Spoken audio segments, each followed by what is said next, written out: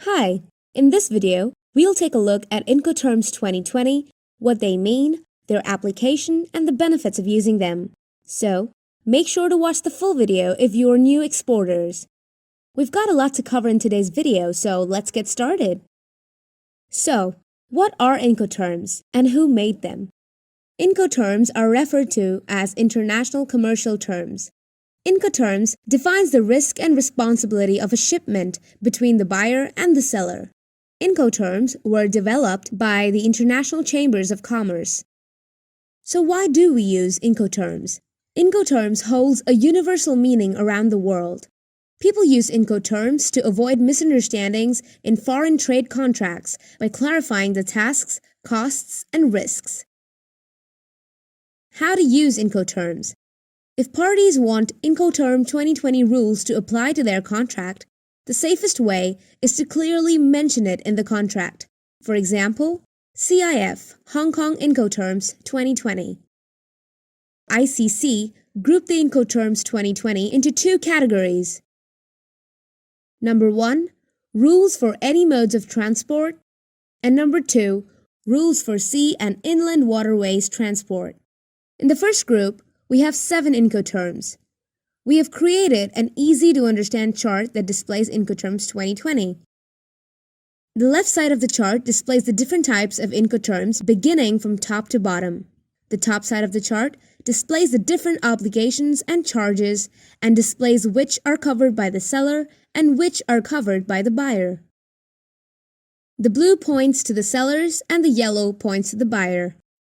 So, let's start at the first Incoterm, EXW, which means X Works or X Warehouse. In X Works, the seller is only responsible for ensuring that the cargo is packaged so it is ready for export and the goods can be collected from their location. The risk or liability for the goods transfers to the buyer when the goods are made available at the agreed-upon place. The buyer bears all risks and costs once they collect the goods from the seller's location. By applying this rule, the buyer and the seller do not have to make an insurance contract. Now it's time for Incoterm number 2, FCA, which means Free Carrier. In FCA, the seller is responsible for the export clearance and the delivery of goods to the carrier at the named place of delivery. The Incoterms 2020 FCA has 2 possible delivery locations. Number 1, if the place of delivery is at the seller's premises, the seller must load the goods. Number 2, if the delivery takes place in a different location, the seller is not responsible for unloading. When the goods have been delivered by the seller to the selected location, the risk transfers to the buyer. The buyer is responsible for paying the price of goods and all that transportation fees from the seller's place to the buyer's selected place. In FCA, it becomes the buyer's responsibility to determine if they would like to obtain an insurance policy. Moving right along to Incoterm number 3, CPT. CPT, also known as Carriage Paid To. In a CPT Incoterm, the seller is responsible for clearing the goods for export and delivering the goods to the named place of destination with the transportation fees. The risk is transferred from the seller to the buyer as soon as the goods are delivered to the first carrier, even if there are multiple transportations. The buyer is only responsible for import requirements and local delivery and unloading charges. The seller is not responsible for any damages if the buyer has not insured the products because the goods have already been transferred to the first carrier. Without further ado, let's start things off with Incoterm number 4, CIP. The CIP stands for Carriage and Insurance Paid To. In CIP, the seller is responsible for delivering the goods to the destination, the cost of international freight, as well as insurance fees and charges. CIP is also very similar to CPT, except that with CIP, the seller is also responsible for arranging main carriage insurance. And let's dive right into Incoterm number 5, DAP. The DAP means delivered at place. Under the DAP, the seller is responsible for all costs and risks associated with the delivery of the goods to the final destination, usually the buyer's premises. The risk transfers from seller to buyer when the goods are available for unloading. The buyer is then responsible for unloading the goods at the end destination. In DAP, both parties are not obligated to make a contract of insurance, but it is recommended. With that, it's time for our sixth Incoterm, DPU.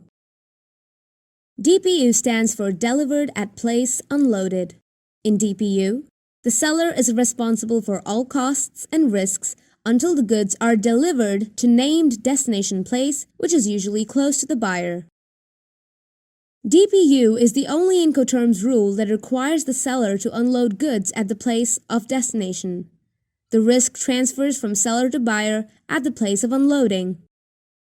The buyer is responsible for import clearance procedures, and both parties are not obligated to obtain an insurance policy, but it is recommended. Moving right along to Incoterm number 7, DDP, which means Delivery Duty Paid.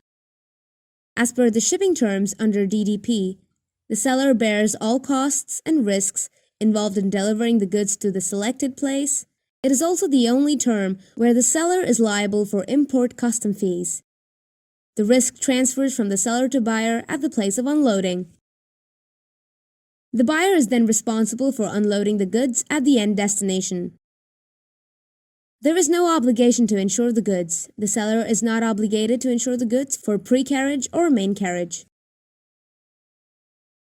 With that, we have completed our first category of Incoterms, and now it's time for Category 2, Rules for Sea and Inland Waterways Transport. Our first Incoterm is FAS. FAS stands for Free Alongside Ship. In FAS, the seller is liable and responsible for all the procedures in their country up until the goods are alongside the ship or the terminal warehouse. FAS indicates that the risk transfers to the buyer when the goods are placed alongside the ship. The buyer is responsible for loading the freight onto the vessel as well as handling local carriage, discharge, import formalities and duties, and onward carriage to the final destination. Insurance is not a stipulated requirement under FAS, however, it is a common practice for both buyer and seller to get insurance coverage of the cargo's journey they are each responsible for. Now it's time for Incoterm number 2, FOB. FOB is also known as Free On Board. In FOB, the seller clears the goods for export and ensures that they are delivered to and loaded onto the vessel for transport at the named port of departure. The risk transfers from the seller to the buyer when the goods are on board the vessel and the buyer bears costs from that point forward. The buyer arranges all the other stages to the cargo's ultimate destination. Insurance coverage isn't mandatory under the FOB Incoterm. However, it is common practice to obtain insurance. This may be done by the buyer, seller, or both to cover the entire ocean freight journey or their respective responsibilities. With that, it's time for our third Incoterm, CFR. CFR stands for Cost and Freight. The CFR Incoterm is an Incoterm that is exclusive to ocean freight shipping. In CFR, the seller is not only responsible for delivering the goods to the port specified by the buyer, but also bears the transportation costs of the goods to the destination port. The risk passes from seller to buyer when the seller delivers the goods on board the ship. The buyer is responsible for paying all the additional transport fees from the port of destination, including import clearance and duties. The seller is not responsible for procuring marine insurance against the risk of loss or damage to the cargo during transit. And now it's time for our last Incoterm, CIF. That stands for Cost, Insurance, and Freight Agreement, with the seller holding responsible for all three. In CIF terms, the seller clears the goods at origin, places the cargo on board, and pays for insurance until the port of discharge at the minimum coverage. The risk is transferred to the buyer at the time the goods are on board. The buyer assumes all risks once the goods are on board the vessel for the main carriage. However, they don't take on any costs until the freight arrives at the named port of destination. In CIF, the seller is obligated to take out the minimum level of insurance coverage for the buyer's risk. We have completed all Incoterms. Now you can decide which one is the best for you. I get a lot of questions from the new exporters. Like, for example, which Incoterm is the best for new exporters? Well, there is no best Incoterm. It all depends on the requirements of the buyer and the seller. In my opinion, these are some of the best Incoterms for new exporters: FOB, CFR, and FCA. If you learned something new from today's video, make sure to subscribe to our YouTube channel right now. Just click on the button below this video. And if you want exclusive import-export training that I only share with subscribers, head over to usaeximclub.com. That is usaeximclub.com, and sign up for our newsletter. It's free. Now, I want to turn it over to you. Which Incoterm from this video are you going to use? Let me know by leaving a comment below right now. Thanks and good day.